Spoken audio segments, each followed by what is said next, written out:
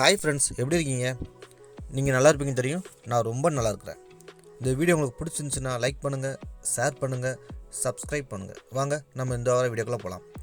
இந்த வார வீடியோ என்ன பார்க்க போகிறோன்னா, நம்ம பஜ்ஜீஸ்க்கு எக் ஃபுட் கொடுக்கலாமா, அது எப்படி கொடுக்கலாம் அதையும் பார்க்கலாம். ரெண்டாவது நம்மளோட ஃபிஞ்சஸோட சேல்ஸ் வீடியோ, அது ரெண்டையும் பார்க்கலாம். வாங்க நம்ம வீடியோக்குள்ளே போகலாம்.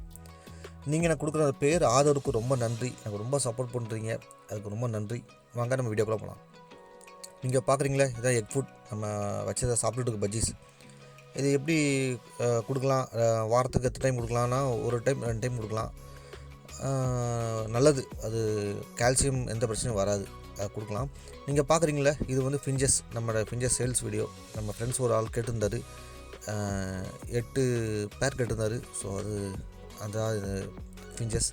அது பக்கம் நம்மகிட்ட இருக்குது. நான் நிறைய சிக்கு இருக்குது, இறங்கும். நான் அடுத்தடுத்து நான் வீடியோ இறங்க சொல்ல போட்டு விட்றேன். இது ஊற வச்ச பயிர் எப்பவும் போல் தான்.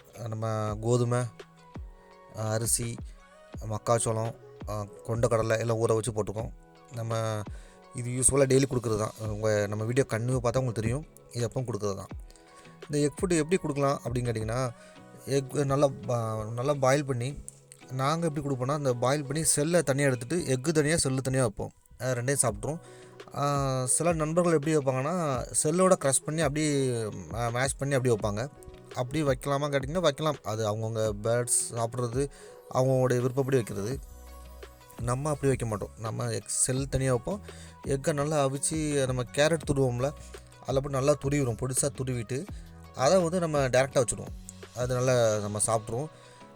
எடுத்த உடனே சாப்பிடுமான்னு கேட்டிங்கன்னா, அது சாப்பிடாது. ஏன்னா ஃபஸ்ட் டைம்னா கட்டாயம் சாப்பிடாது. அப்படி நீங்கள் வச்சுட்டே கண்டினியூவாக வச்சிங்கன்னா அது கொஞ்ச நாள் அது பழகிடும். நீங்கள் பார்க்கிங்களே, இதுதான் துருவின கேரட். நம்ம வந்து துருவின எக்கு, நம்ம கேரட் துருவோம்ல, அதே மாதிரி எக்கை நல்லா பொடிசாக பீஸ் பண்ணி வச்சுக்கோம். நீங்கள் பாருங்களேன் எப்படி சாப்பிடுதுன்னு பாருங்களேன். இது சாப்பிட்டா வந்து கால்சியம் சம்மந்தமாக எந்த பிரச்சனையும் வராது. எக் பைண்டிங் பிரச்சனை, அந்த எந்த ஒரு பிரச்சனையும் இல்லாமல் இருக்கும். நல்லாயிருக்கும், அதனால் ஹெல்த்தாக இருக்கும். ஆனால் இதில் என்ன ஒரு நம்ம கவனமாக இருக்கணும்னா, எக் ஃபுட் வச்சு ஒரு 1/2 அன் ஹவரில் ரிமூவ் பண்ணிடணும். இல்லைனா அது எவ்வளோ சாப்பிடுமோ அது மட்டும் தான் வைக்கணும். நம்ம கரெக்டாக லிமிட்டாக வைப்போம், அது ஃபுல்லாமே சாப்பிட்ருவோம். இன்கேஸ் மிச்சம் இருந்துச்சுன்னா அதை எடுத்துடணும். இல்லைனா அது கெட்டு போயிடும், திரும்ப எறும்பு வரும், ஒரு சில பிரச்சனைலாம் இருக்கும். அதனால் அதை ரிமூவ் பண்ணிடணும். நம்ம பேர்ட்ஸ் எவ்வளோ சாப்பிடுன்னு தெரியும், கரெக்டாக அந்த அளவு வச்சோம்னா போதும். நம்ம கரெக்டாக 2 எக்கு வைப்போம். கிட்டத்தட்ட 4 எக்கு 5 எக்கு பாயில் பண்ணுவோம். பாயில் பண்ணி ஃபிஞ்சஸ் எல்லாம் வச்சு, இதுக்கு பேலன்ஸ் எல்லாமே நம்ம மொத்தமாக எவ்வளோ பேலன்ஸ் இருக்கோ அதை பஜ்ஜீஸுக்கு வச்சுருவோம். ஏன்னா நம்ம பஜ்ஜீஸ் நிறையா இருக்குது, எவ்வளோ வச்சாலும் சாப்பிடும். ஸோ எல்லாத்துக்கும் போக மிச்சத்தை கொண்டு போய் நம்ம பஜ்ஜீஸ்க்கு வச்சுருவோம், நல்லா சாப்பிடும். இண்டிவிஜுவல் கேஜி சாப்பிடுமா அப்படின்னு கேட்டிங்கன்னா, அது தெரியல.